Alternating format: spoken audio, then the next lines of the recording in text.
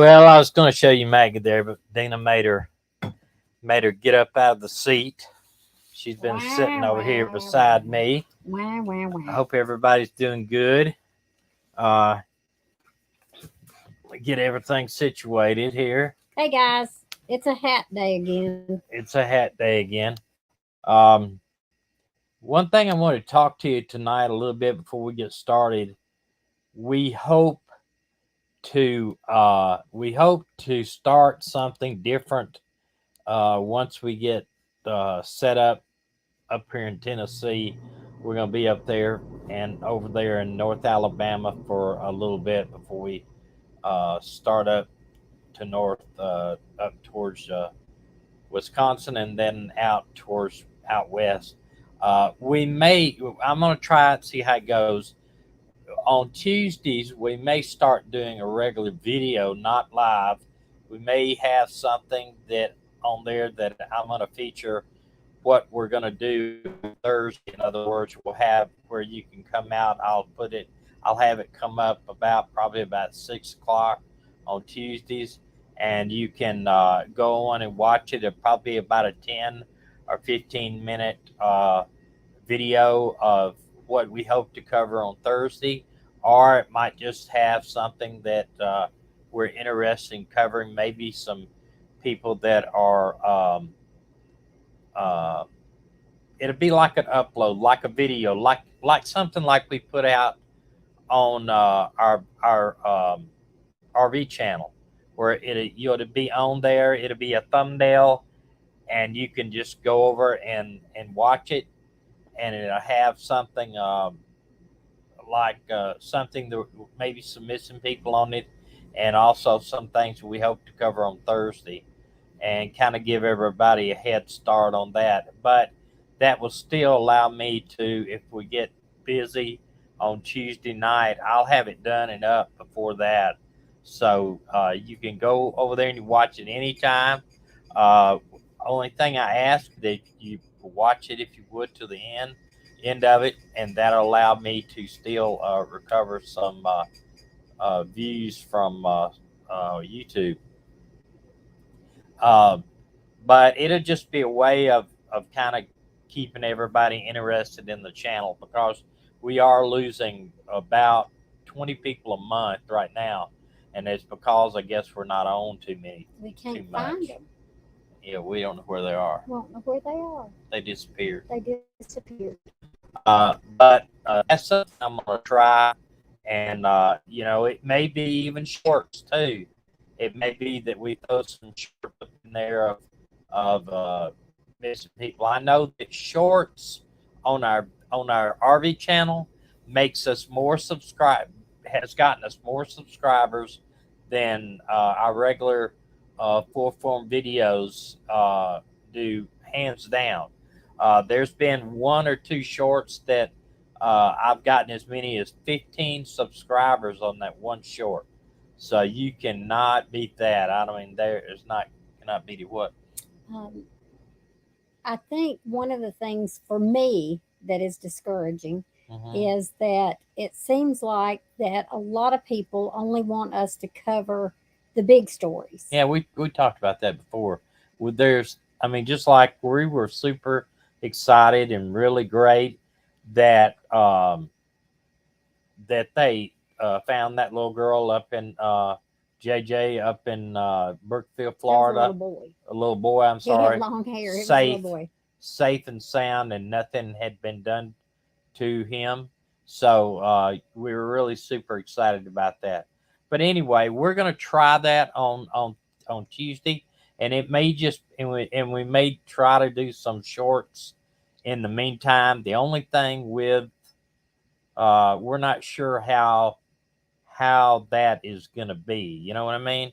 I don't know how to put. I can put as shorts with our RV channel. We put a lot of stuff out of our dogs and our where we are and everything. So we'll try it anyway. We're gonna And try it. just in case any of you are wondering, if you have a problem with your key fob for your cars, go on the shorts today, because I bought two fobs from Amazon for $27. Went and had them rekeyed to my Jeep for $4.99, I think it was, and I programmed them myself.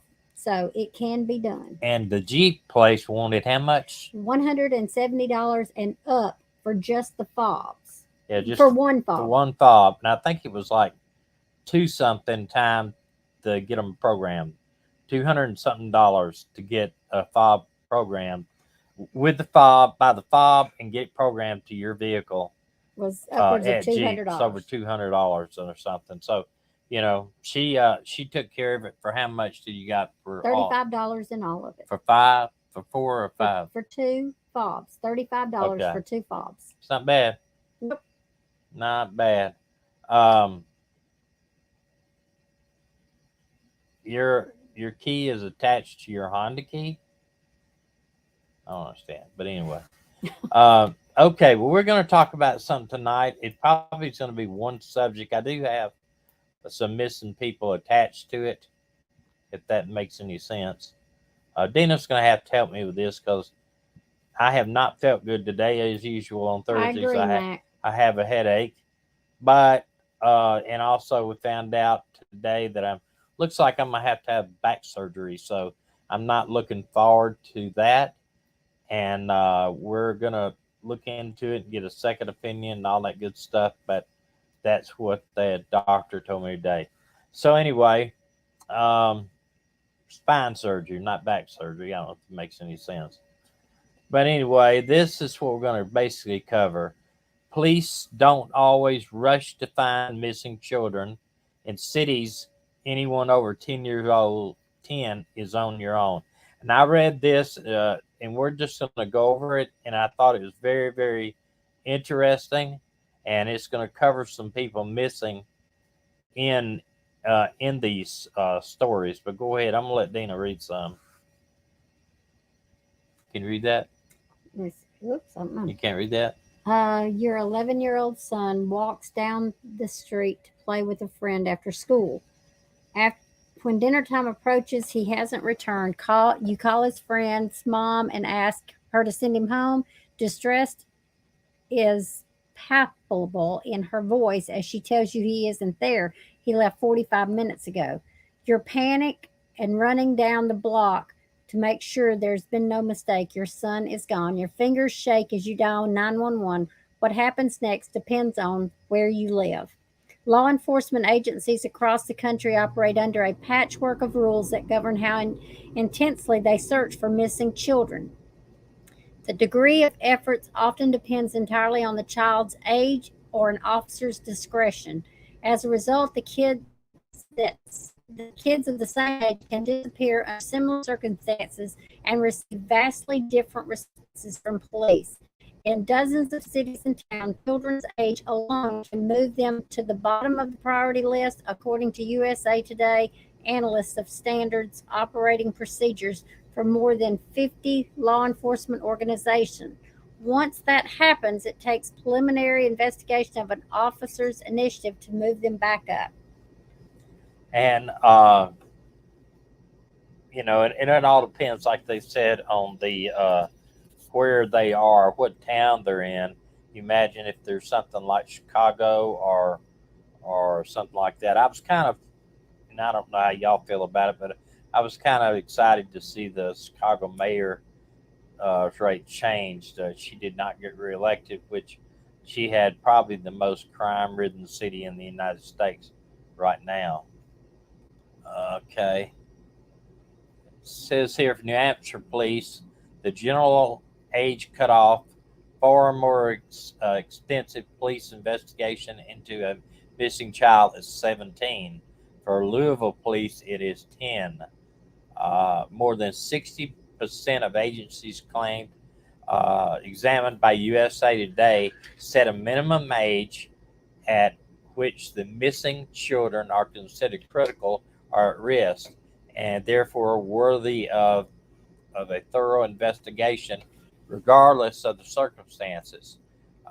In Louisville, for example, the cutoff is 10, and the New Hampshire State Police, it is 17. This means 11-year-old in Louisville would typically draw less attention for law enforcement than a 16-year-old in New Hampshire. If children are over the age limit, their cases require special circumstances, such as a health condition that requires medication or drug addiction to warrant extra effort. This gives first patrol officer who speaks to a missing child family enormous power. And get stopping there, that one case I worked with, that man like that, the officer that was doing the report said, "Well, I'll investigate her. I'm sure I'll call you. This is like Saturday. I'm sure I'll call you Monday or Tuesday, depending on how their workload is." So that would have been 3 days that the family was just wondering where he was and what was going on when I took over, and not because it was me itself, but it could have been any officer. Once I took over, it was like 3 or 4 hours. We knew exactly what city he's in. However, it just didn't work out that way. Once they found out that we were tracking him, he basically gave his card away and went on foot for a while. And that was inside New Orleans. Um, let's see where I was. The officers' opinions about the where is that noise? It's outside. Okay. The officers' Maggie. opinions Maggie. about the child's maturity, health, mental health, and relationship with their parents can dramatically affect the quality of the investigation, and whether there is an investigation at all. And what that mainly means is, you go to report your child missing, say he's 15 years old, and he doesn't fall under their critical missing, say, then you could, and he's completely normal. There's no drugs, there's no known drugs anyway, no mental health issues, no medical. Then a lot of times the officers will just think, well, he's just a runaway. He'll be back in a couple of days, and they won't take it. They'll put it out on the radio, but that's about all let it go. Um,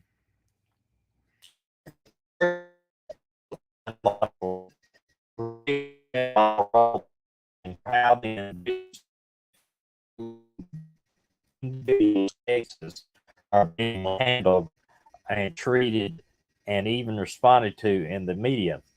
And it said Greta Boyers, president of Peas in their pods, a nonprofit advocate for missing children of color and their families. At the heart of it, uh, that can be started by an inherent bias and racism that exists. The first initial encounter, it goes on to says what we were talking about. But I'm going to tell you something. And these things, they really just get me. And it might make some people mad here, but uh, let me go out of this again. They don't, it's not to, at least the departments that I have been with, race has never there's never uh, race never had anything to do with how we responded to a missing person. Okay, Not listen. one little bit. Beach Bum said, if my kid is living in my house and he's under 17 and they're missing and they need to be found. Beach Bum Gail said, the question is, when is the world ending? It's already started, you think? And Max said, we just had a cop arrested for murder here in Georgia. Yeah, and look, they are good cops and bad cops. I've said this all along. They are not us. That's what we're. They are a lot of guys that are police officers and retired. They say they are not us. Those 6 officers or 5 officers in Memphis, they've got signs everywhere on the police cars and everything. That is not us, because we don't. The good cops don't like bad cops. I mean, just gonna tell you. Let's see.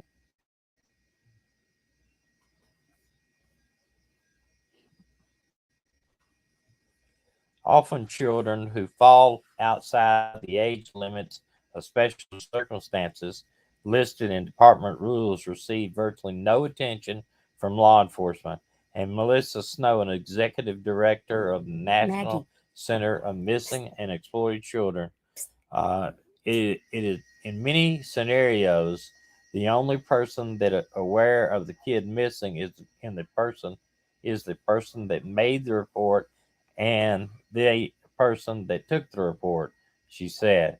In many situations, there is absolutely no looking for the kid other than the people that intend to do them harm.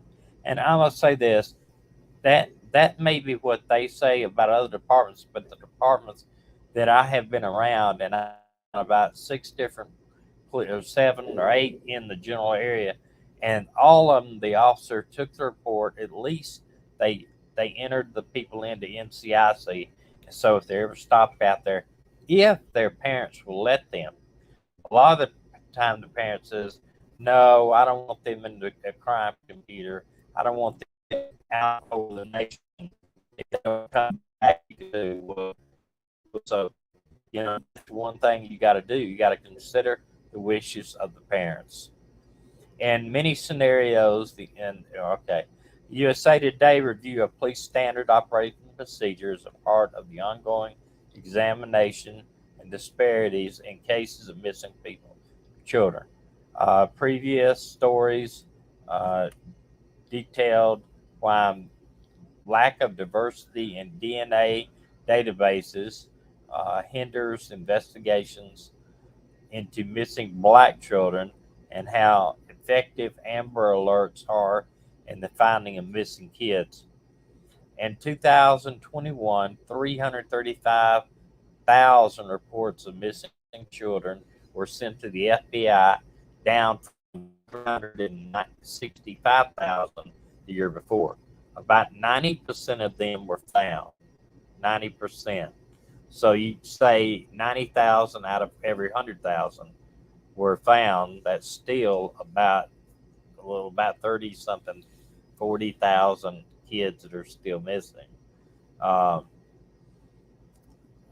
see, and of those not found within 6 months, a disproportion of them, that number is black.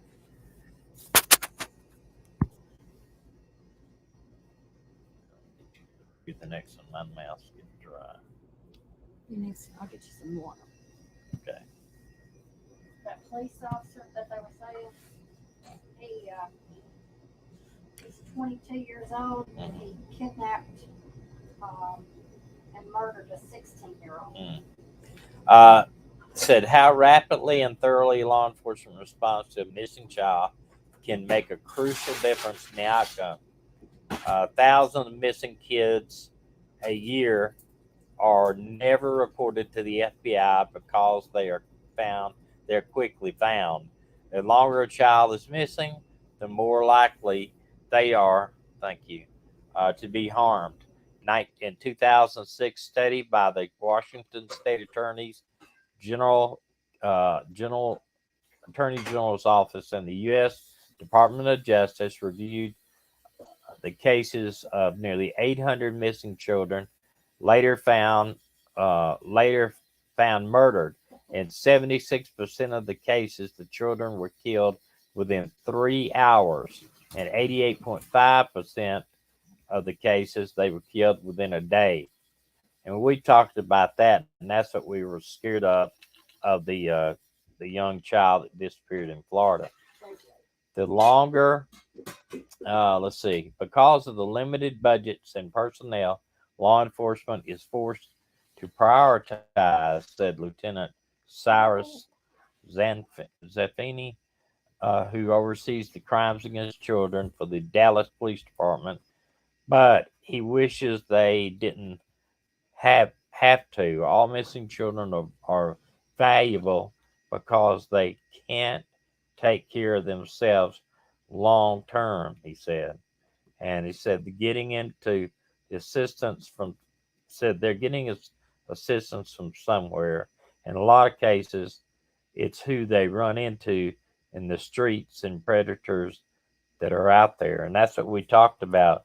They find somebody that says, "Hey, don't worry about it. You can come crash at our house, and we got a lot of kids there staying there, and we got food and TV and all this stuff. And hey, if you once they get there, they introduce them to drugs. They introduce them to,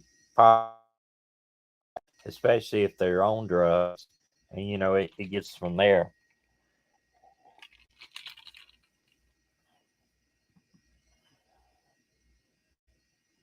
Okay. How about reading that one, Dana? Okay. Devin Hester's aunt is certain something terrible happened during the 3 months he was missing, but he won't tell her what.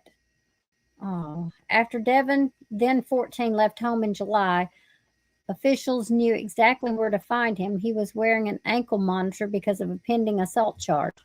Authorities in Philadelphia where missing kids they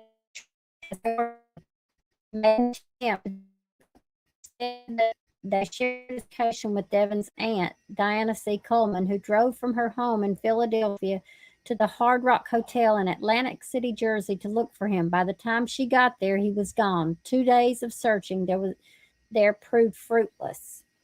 And I wonder why they didn't go pick him up. They had an ankle monitor on him, unless they are just so busy they don't. It looked like the juvenile or the court that had the ankle monitor on him would want to go pick him up.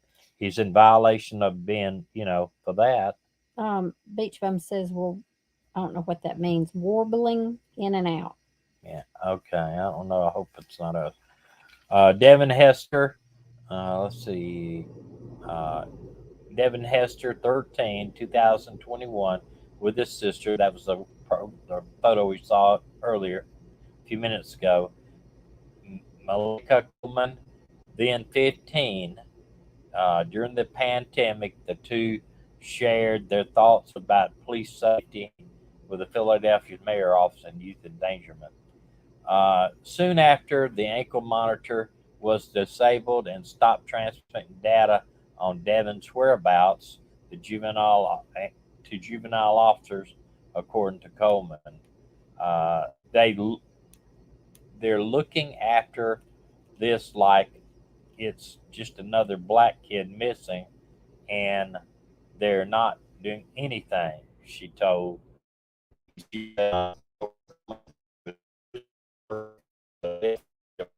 about has been Ray Evans since he was 9 years old after years of abuse from his father.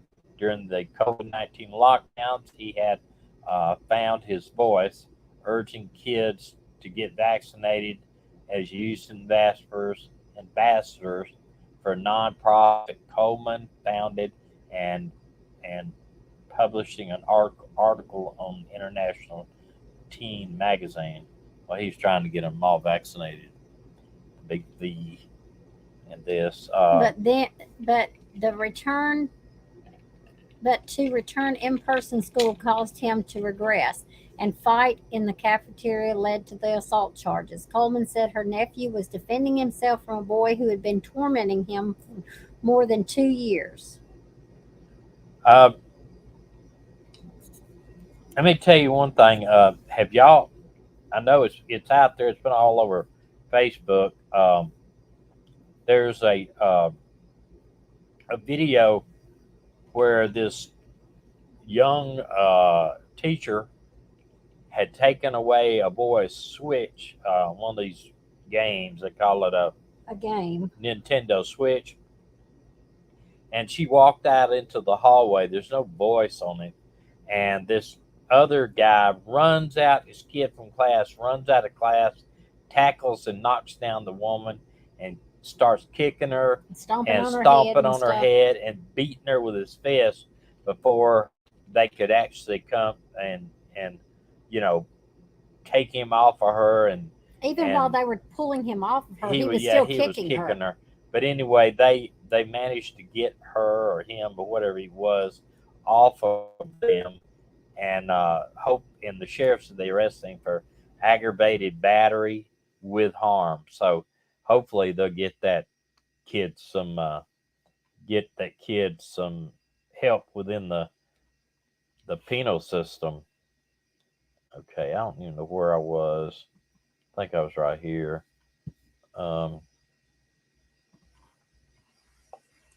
Devin Hester writes his own rap songs about social justice issues. During the COVID-19 lockdown, he expanded his platform, urging kids to get vaccinated as a youth ambassador for a nonprofit provider. Philadelphia police officials did not answer USA Today question about Devon's case they why their rules call for putting more effort into finding kids under the age of 10 and other than the older children. That's what anyway. Devon did not tell anyone where he was or what had happened while he was missing, Coleman said. During the family counseling sessions, she recalled he initially sat mute and refused to make any eye contact. Then he left the room. Not long after Devon walked out of the treatment facility. Not long after Devon walked out of the treatment facility. He was later on new charges. I don't know where he's or what he's been through or who he's been with, his aunt said. There's so much uncertainty about what happens next. So this kid's not talking at all. And there's a reason he's not talking, probably because of what happened to him.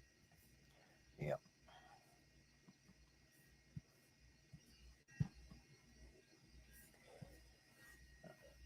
Going into that one. I can't do it. Although numerous state and federal governments have enacted laws regarding missing children, most leave room for interpretation. That's not good. Several law enforcement officials told USA Today that because most children are found quickly, it makes sense to devote more of their limited budget and personnel on younger kids. It's about the ability of the agency and the resources that they have, said the Dallas police officer. But many police and sheriff's departments were unable to explain why their agencies choose the ages that they did.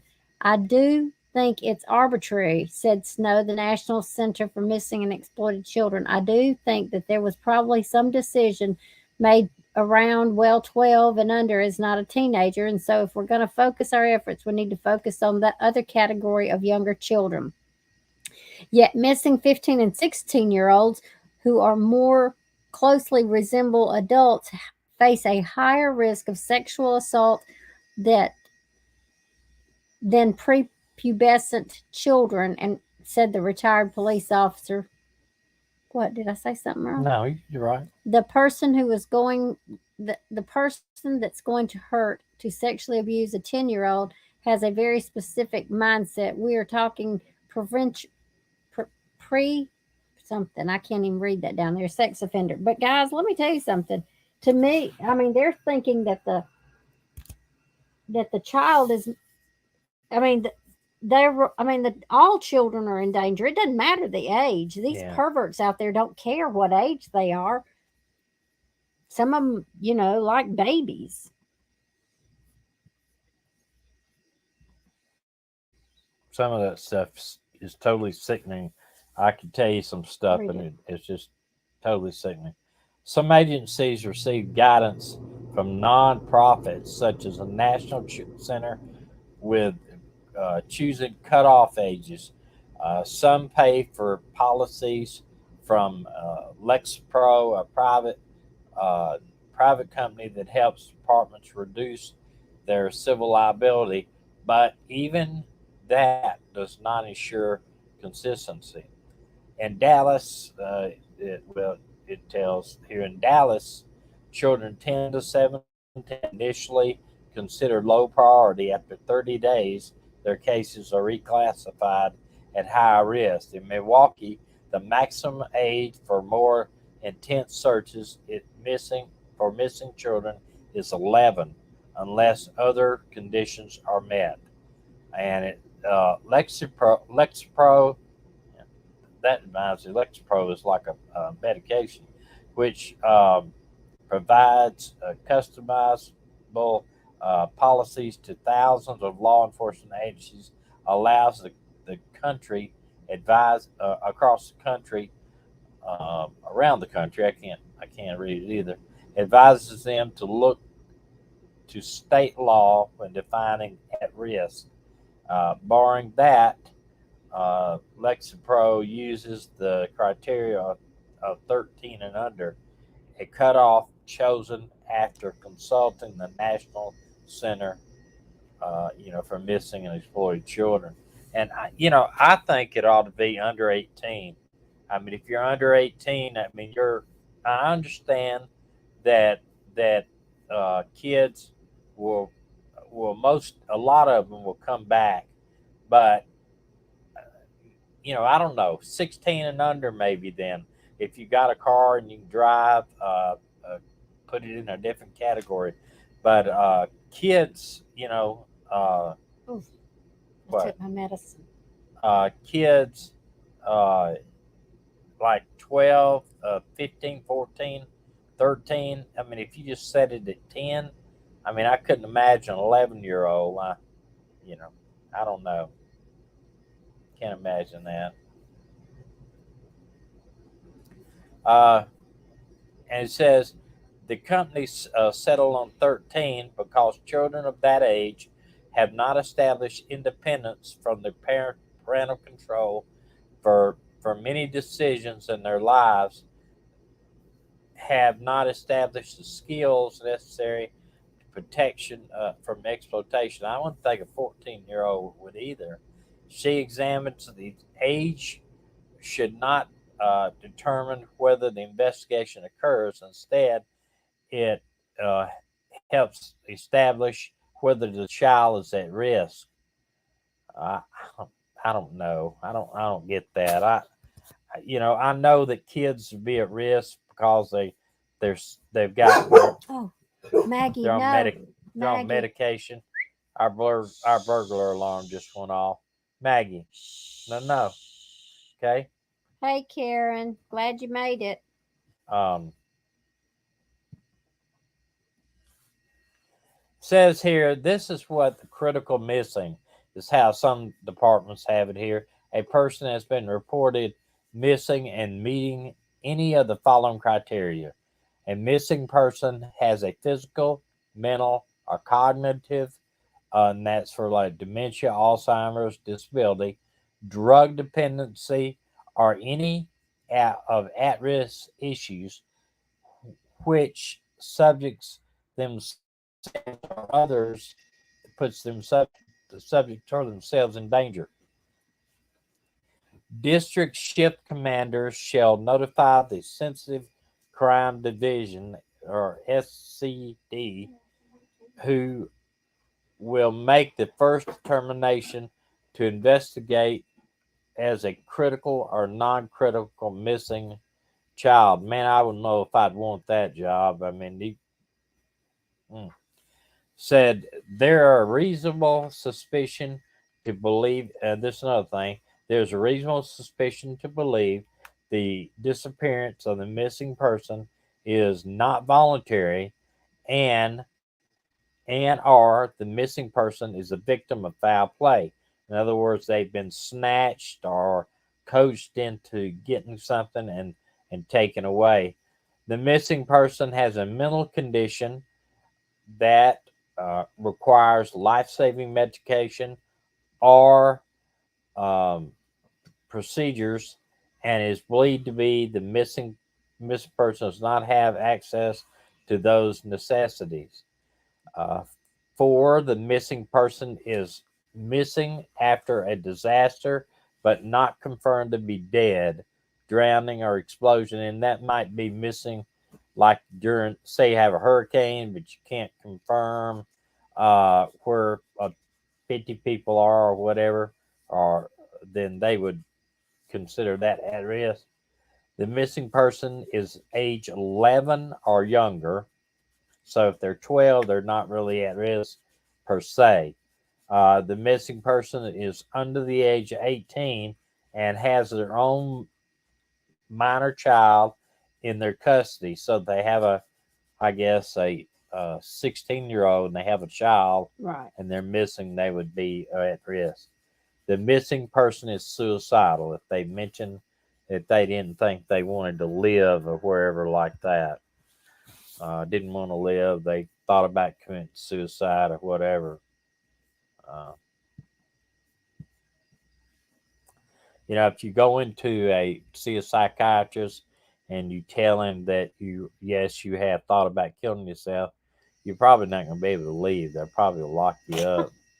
Tommy, don't tell somebody that. They might need to go to the Well, they doctor. may need to go somewhere and get help. I mean, I know a person that needed to go into rehab, not for drug rehab, but needed to go and be with a mental facility for a while. Voluntary commitment, where they go in and they could get actually stay and get some real 24-hour help. In Milwaukee, the maximum age for more intensive searches is age 11. Certain other conditions are met down down from 12 in 2008, according to Sergeant Corinjo, the department spokesman. He said he didn't know why.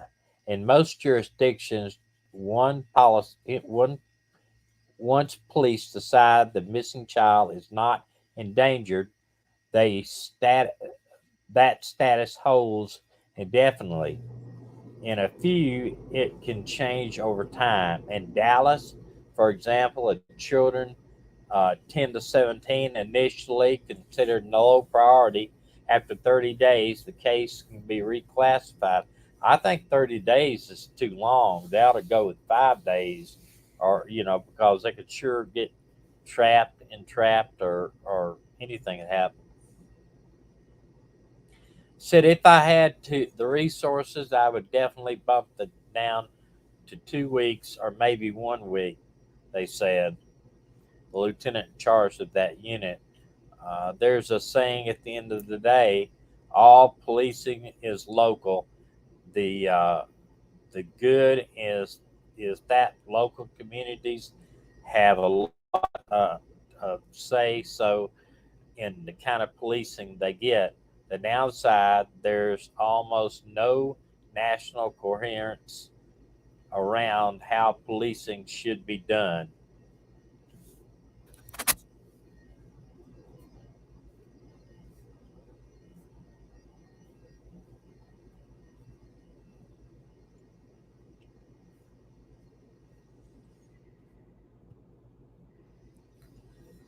The reasoning behind the age range is generally maturity and typically ability of a 16-year-old travel independently. Driver's license. That's what I was talking about.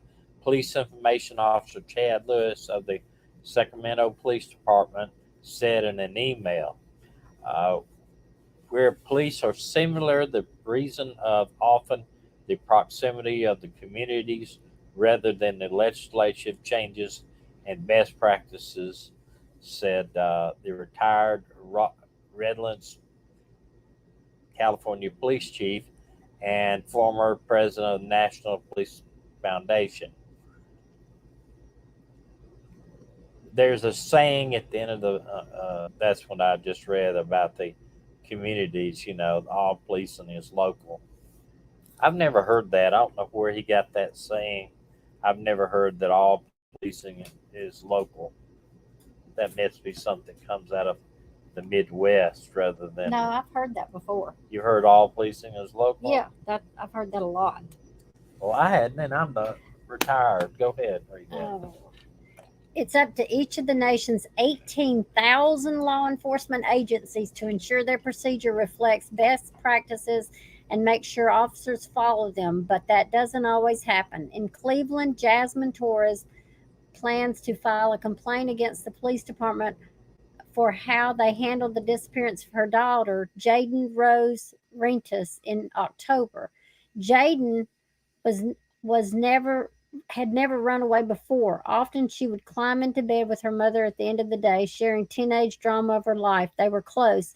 Jaden always kept in touch. So when the 15-year-old turned off the location sharing on her phone and skipped school on October the 19th, her mother called the police.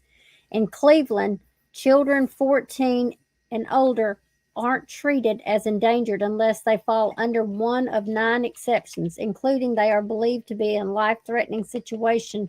Their absence is inconsistent with their established patterns of behavior and cannot easily be explained.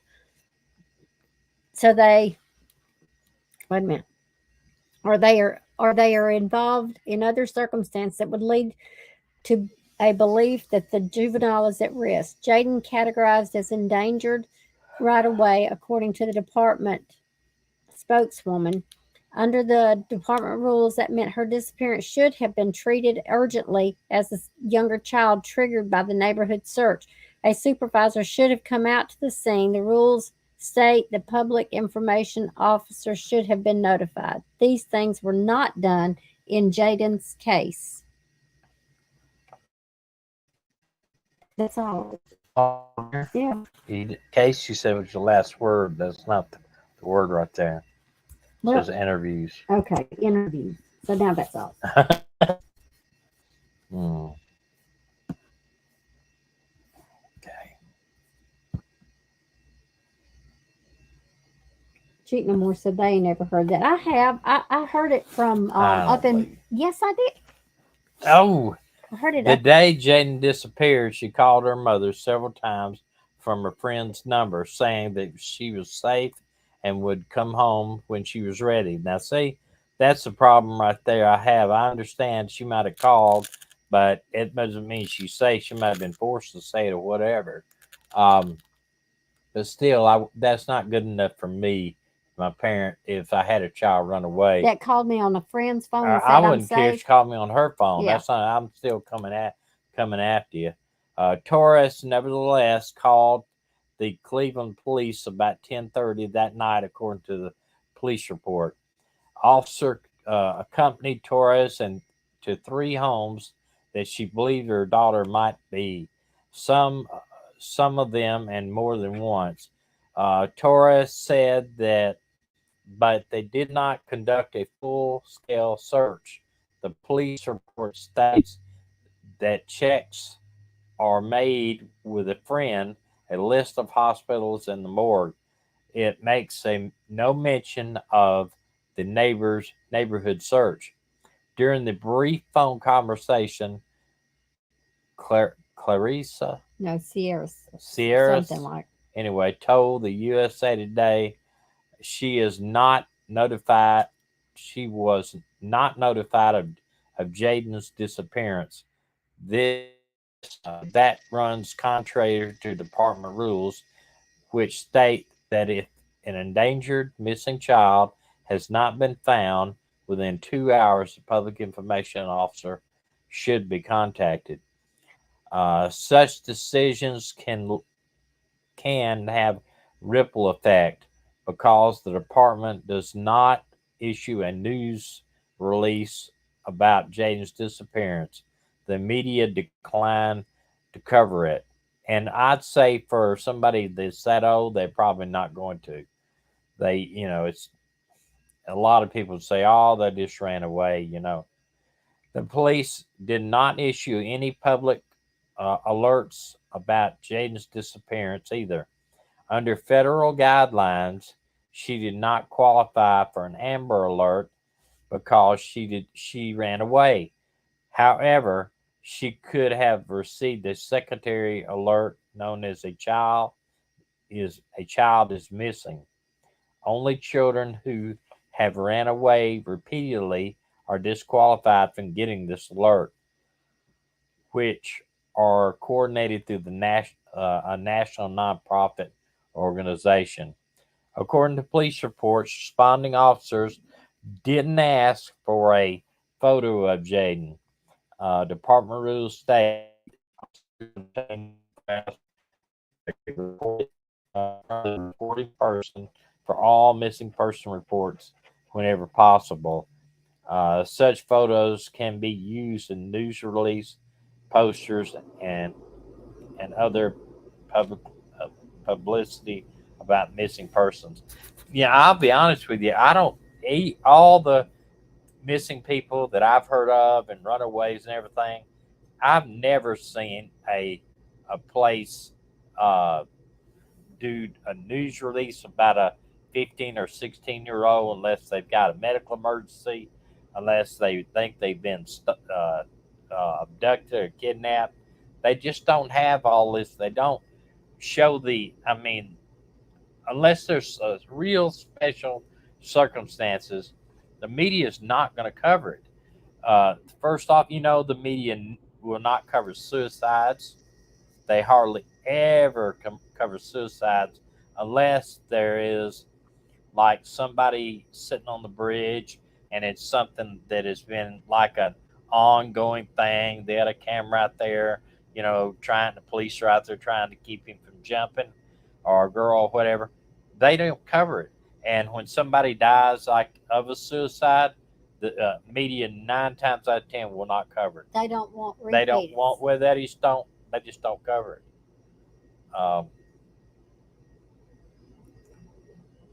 Let's go. Hope I'm in the right spot. Said police reports in Jaden's case says photographs are not indicated. Torres said officers didn't ask for a photo of Jaden until she had been missing for 3 days. Once the family had already produced and distributed posters on their own. Uh, Celia did not answer numerous follow-up questions about Jaden, and including why no alert was issued and why officers it didn't immediately ask for a photo. 9 days after she disappeared, Jaden's body was found. Oh, She had been shot in the head.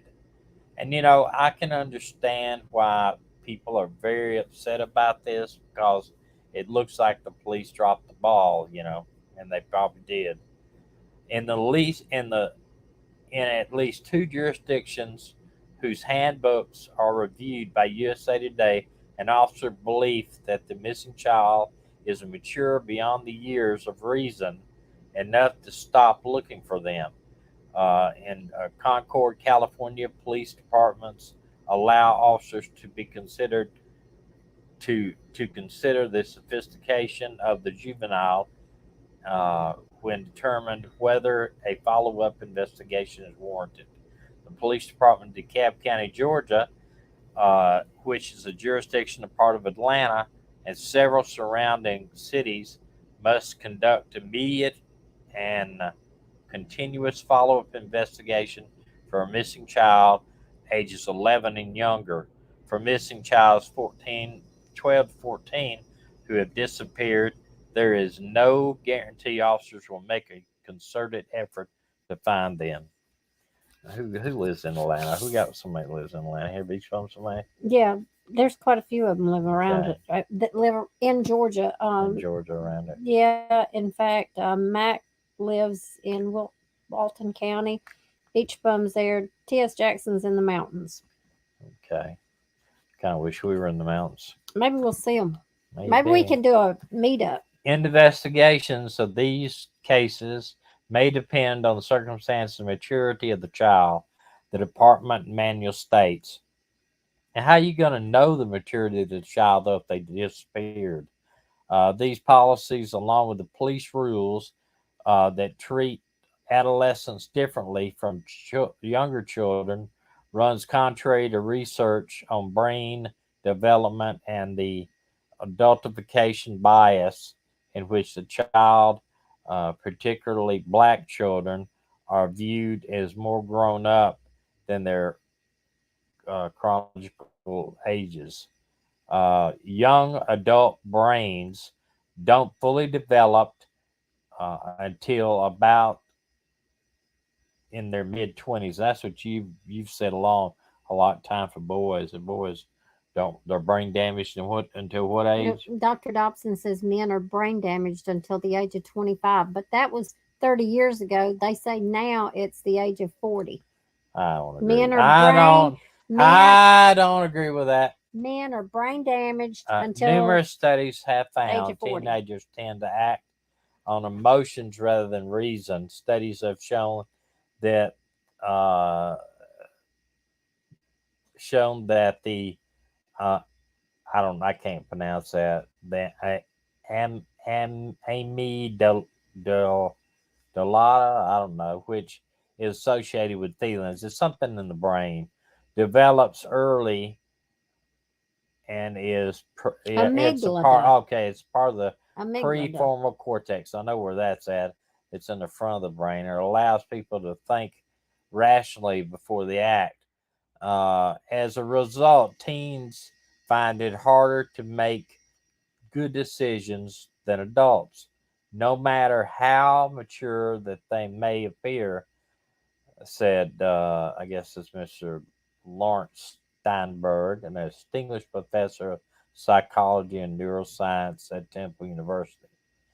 Connect says contact will be made on runaways or missing persons between the ages of 12 and 14 years old. However, investigation of these cases may depend on the circumstance and maturity of the child. A normal investigation will be concluded on conducted on runaways between the ages of 15 and 16 years old. At one time, on blah, on on first time runaways, the investigation will be extensive and well documented. Hey, that you just did that. That reminds me of that. What is the guy's name that played that where he couldn't lie? He couldn't Yeah, tell a lie. uh, yeah. What's his name? I If can't y'all think. hadn't seen that movie, it's A lie hilarious. is liar, liar. Liar, liar. Jim Carrey. It is hilarious. I don't particularly like Jim Carrey. But his Person, but he's a daughter pretty good actor. wishes that he would never be able to tell a lie again, and he's caster. No, he's a lawyer. He's a lawyer. Yeah, Sorry. they wouldn't be an age at which you would say at this age this person can probably handle themselves. He said, in our research, even 21-year-olds are more reckless and more risk taking than people who are older. Uh, Adultification of a black youth by white Americans magnifies the program. Adultification of black youth by white Americans magnifies the problem, especially when it comes to girls. Black girls tend to enter puberty earlier, which affects how they are treated, especially according to a 2022 study in the Journal of Pediatrics. Uh, the changes of young girls' bodies may pre perpetuate adultification. I can't Perpetuate. yeah, okay, bias and form racial prejudice in which black children are portrayed and judged as more mature than others the same age. Okay. Uh, every it says here too, white girls meanwhile are seen as Damsels in distress. okay. Read that for me, please. My eyes, I can't.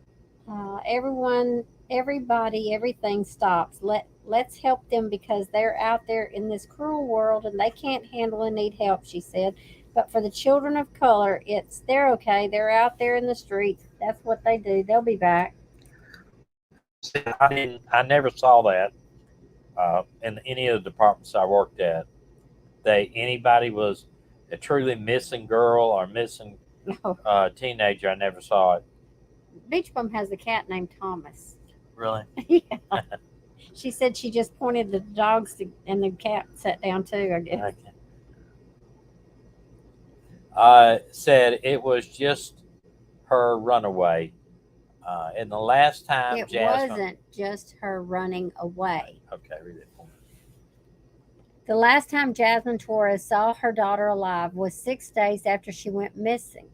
What? It was 6 days after she went missing. Jaden was in the back seat of a stolen Hyundai with large guys on either side of her. Torres and her partner spotted the car on October 25th after a relative helped them track a phone belonging to the cousin of Jaden's boyfriend to the parking lot on the west side of Cleveland. As Torres ran toward the vehicle, the driver sped away. Torres called the police as her partner raced after the Hyundai. By the time she connected him to the dispatch, all three-way calling, he had lost sight of the SUV. According to the recording of the call, the dispatcher promised to put out a broadcast, but said she couldn't do more without specific locations. Torres gave more information from the phone tracker, and the police called police again a few minutes later. Mm. I can't imagine seeing your child and not being able to get there. No, we don't know what happened in this case. Uh, I wanted to read at the bottom of this. It says, uh, yeah, that's they had set up an altar in her house to honor her daughter, Jaden, 15, who was murdered 9 days after Torres reporting her missing. They just saw her in the inner city. They just saw her as the inner city brown girl, Torres said of the Cleveland police. I don't know. I know a lot of anger probably be directed at the police, but it's not all their fault, you know. Uh, Hi, I just called in about my daughter being in a car. They took off on us and they're like zooming so fast. She told a different dispatcher. I don't see your call, the woman said. Really? Torres said with her voice catching. Oh my God, I keep calling and trying to get help. The dispatcher promised to put out another broadcast, but the vehicle got away and the phone Torres has been tracking soon went dead. 2 days later, Torres said Jaden's friends confirmed her fears that Jaden was being held against her will, forced to perform sex acts in exchange for food. Torres contacted the police department and was told to call the detective in the next morning. She did, but he didn't answer. She called again that afternoon. He picked up. I don't think it's against her will. Torres and her partner recalled him saying, some girls fall in love with guys who rape them. Gosh. oh man, Oh my gosh. I would be very upset. Oh my That gosh. officer is very wrong. Oh my gosh. Well, okay, hold on. Let me find out where I was. Um, okay. Let's see. Okay. In an email, the department is conducting an internal review of this matter and will include a review of any worn body worn camera footage of conversations had between the investigators and the victim's family. Golly. A lot of times you're not going to be able to. You're not going to A be lot of able girls to. fall in love with men that rape them. That's No, that is ridiculous. crazy. That's crazy. That officer should be fired. A lot of times, though, detectives don't have any recordings on your phone, not unless it comes through dispatch. Or somebody could call you directly at your office and it's not recorded. Okay. 2 hours after Tor's phone call, with the detective, police were called about a car abandoned in a field, its engine running. Jaden's body was in the back seat. 3 teenage boys have been charged with felonies in connection with the case of Jaden's boy. With the case, Jaden's boyfriend, 16, faces 12 counts, including murder, evidence of tampering, gross abuse of a corpse, including according according to the juvenile court records. The 17-year-old faces 5 charges, including involuntary manslaughter, witness intimidation. A second 16-year-old has been charged with the single felony of witness intimidation. USA Today is not naming the boys because they are juveniles. Torres believe her family's ethnicity, black and Puerto Rican, and a low social economic status influenced the way that Cleveland police handled their daughter's case. They just saw her as an inner city brown girl who was but she was an amazing and beautiful, smart and young, Torres said. I knew it wasn't her just running away and no one would listen to me. That is so sad. That was awful. It's very awful. Okay, I've got something. Let me see. Talk to. I need to go to Okay, live I've got to chat. go. A couple of things here. Here's a girl too. Uh, they were.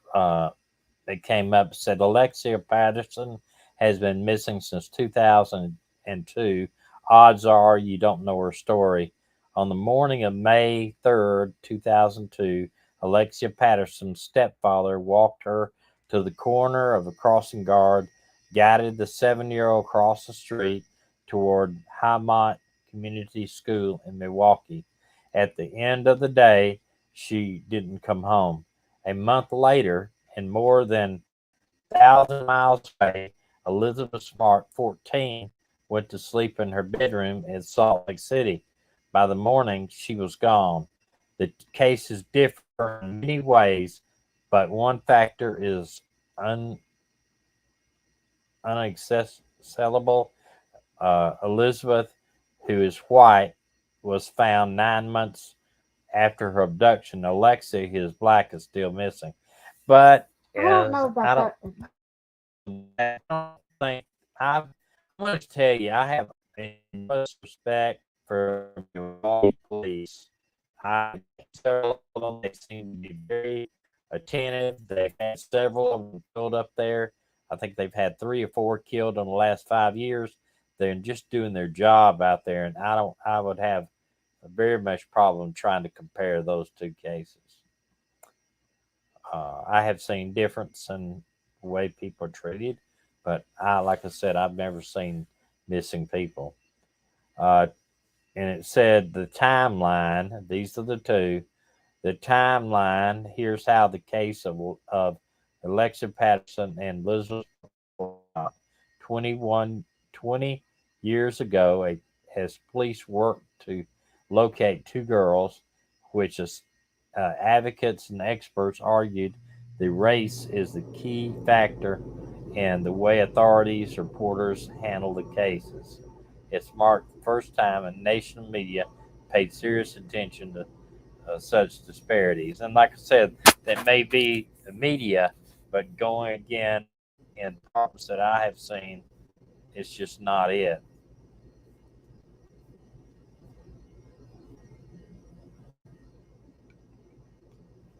And distrust in the police by black Americans means DNA falls short in searches for missing children. Recent years, DNA analysis have become more have become one of the most promising avenues for finding long-time missing children, but for families of color, it has yielded fewer unions. Black Americans mistrust law enforcement combined with a mismatch of DNA databases means that new technology isn't living up to its potential. And, I think DNA thing, I think they're looking at getting DNA from everybody, these kids that are missing, and hopefully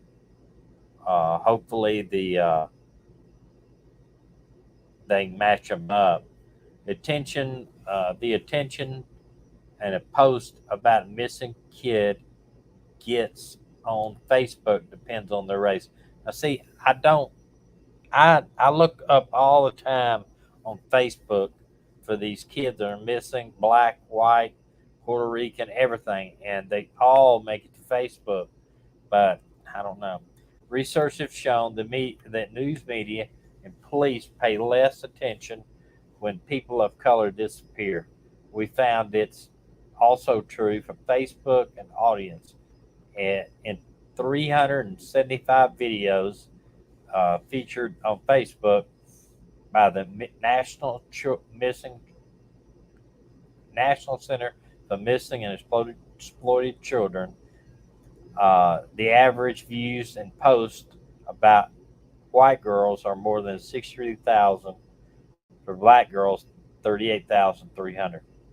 I'm wondering if it's because there's more, and I'm not just saying this, but I'm wondering if it's because there's more people, whites, on social media than they are blacks. Would that make a difference?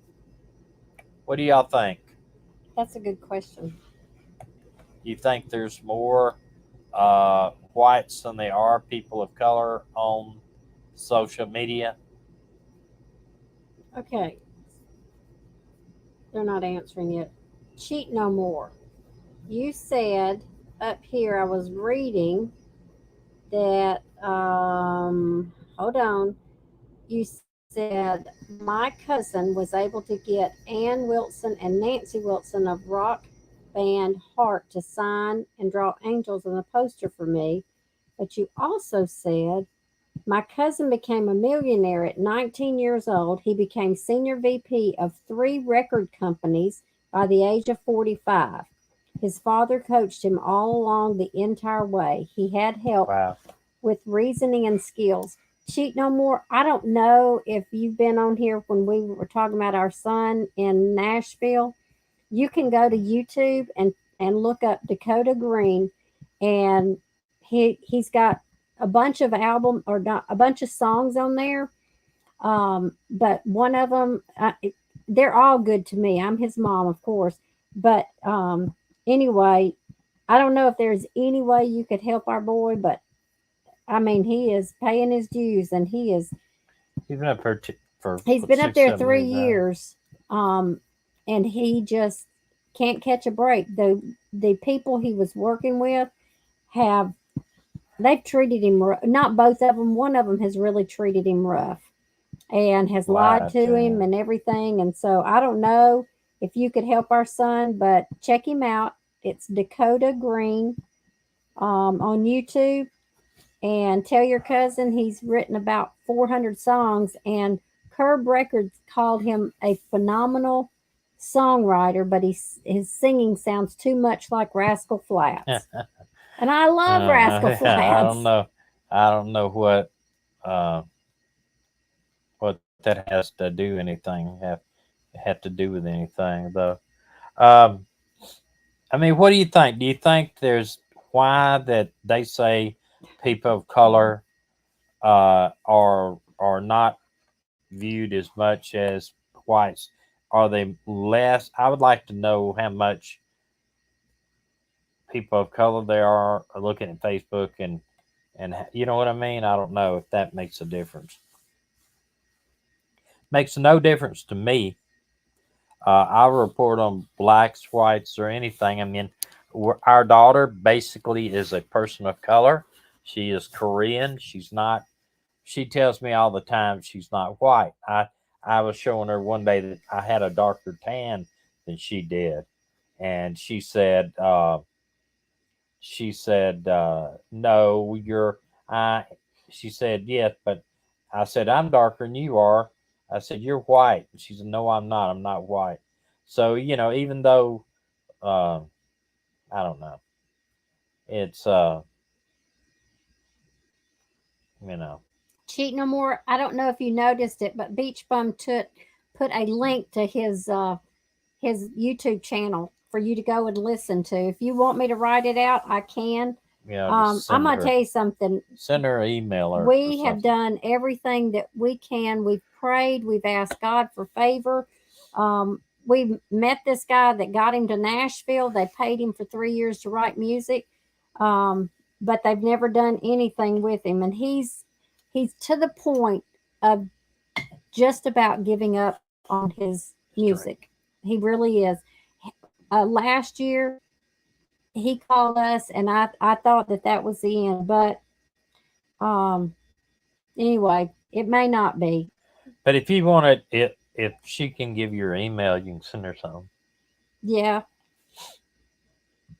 But Beach Bum put it up there. It's the YouTube channel at Dakota Green. And when you go to it, I think it's at official Dakota Green, isn't it? Or he's got Dakota Green official. No, something here like it is. that? It's at Dakota Green. I just clicked on what she put up here. You could go through there and listen to all of them. The last prayer was the one he just wrote. But he's written a bunch of stuff that's not on there. One is called "Her Heart Wears Camo," and Southern Women, and a bunch of other stuff. Yeah, she can't. She doesn't. She doesn't. Says she doesn't. I can't get to her because her heart wears camo, or my heart wears. I don't know. It's a great song though. Uh, Anybody got anything? Anybody would want to talk about anything? Cheat no more. if you can, I appreciate it. But if you can't, I just appreciate you even trying. Anybody got anything they want to bring up? Any? Are there any missing people that y'all know about that you want to bring up, or is there anybody that you want us?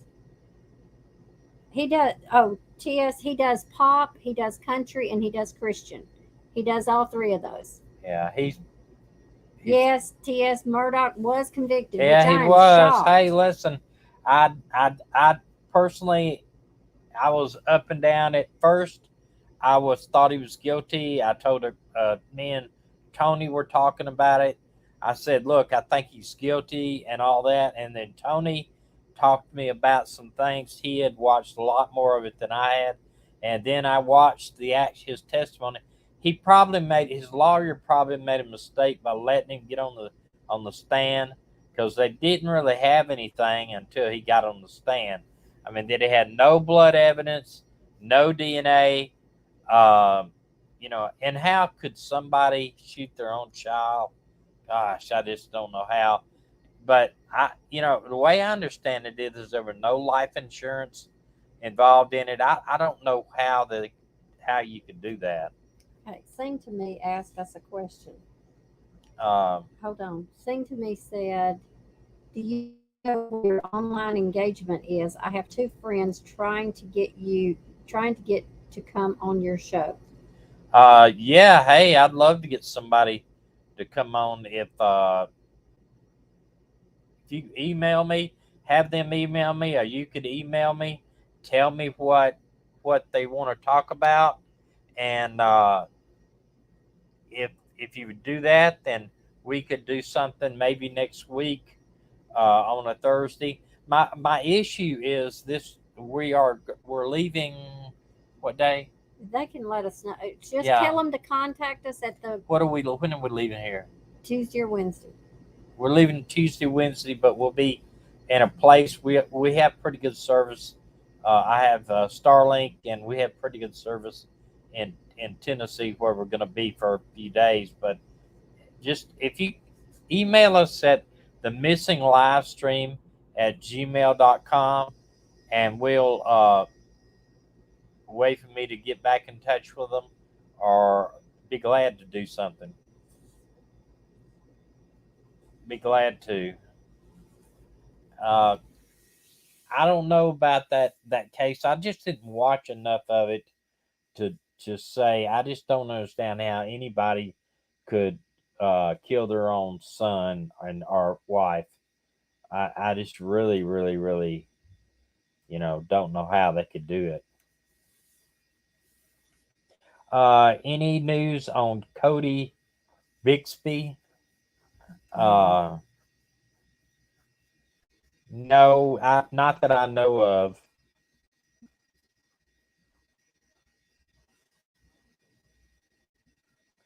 Uh, I don't know. I don't know have any news on it. Let me see real quick. Did you look up Cody Mm-mm. Bixby? Uh,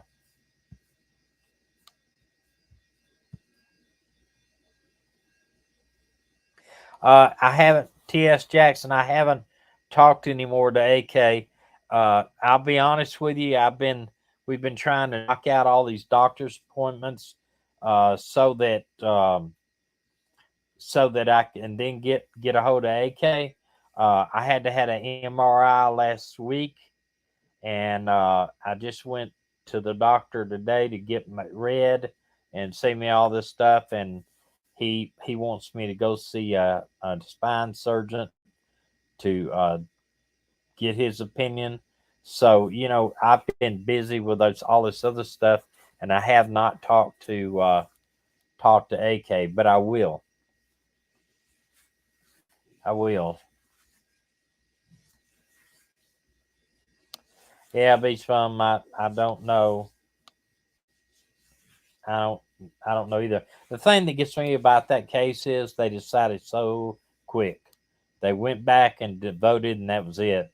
And that tells me that either maybe they just wanted to get out of there, Maybe they felt like he just was guilty, and but I would, I would have really thought that they would have given themselves time to go over all the evidence again and uh, possibly uh, been have a guilty or a not guilty verdict in the morning. But I just think that probably what they'll do is he'll be sentenced tomorrow. He's going to probably get, in my opinion, he's probably going to get life with no parole, or they may give him 30 years or 40 years, and then he could whatever it's going to be, is probably going to be him getting out of jail in his 80s or 90s. I don't really think he'll ever get out of jail, but he will appeal. But I don't know if he has anything to appeal.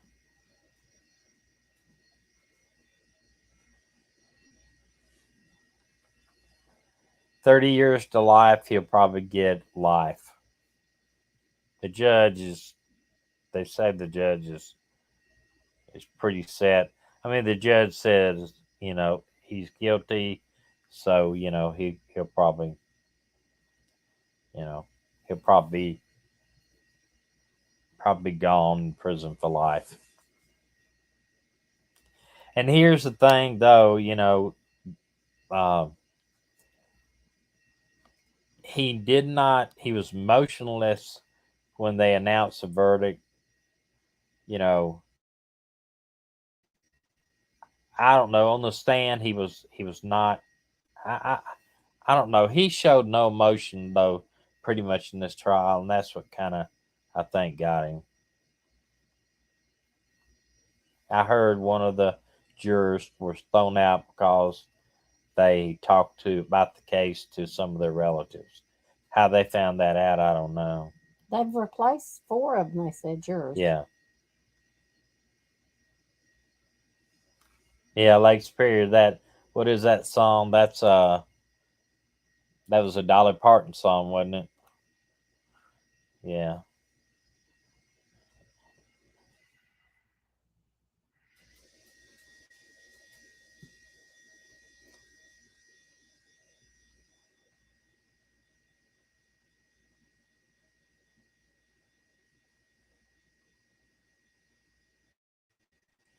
Well,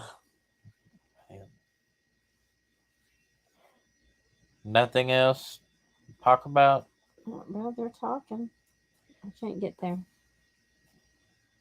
Yeah, and let me ask some. We have different acronyms for SLED. We have a SLED unit up here. Is that the uh, is that like something law enforcement division is SLED? Uh, I don't know exactly what they mean. The acronym for SLED up there. I know we have it down here, but they call it something else. Something Southern Law Enforcement or State Law Enforcement Division or something like that for SLED. I don't know.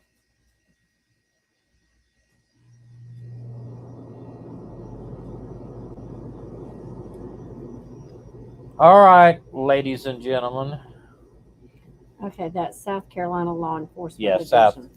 Well, why they don't have South K S K S C? I don't know. No, that's crazy. Uh, That's a hand pink waving hand, waving the lady who killed her third kids and then jumped out the window. I don't know. Okay, guys.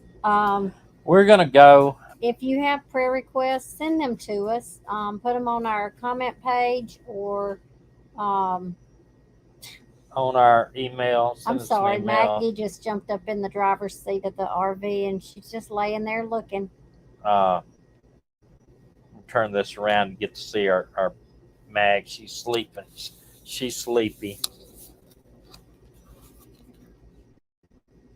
You see it there? Not yet. Hold on. No.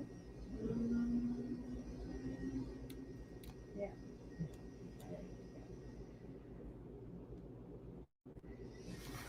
And then you got Maggie or Gracie. She's laying like this right between. I got my feet up on the recliner.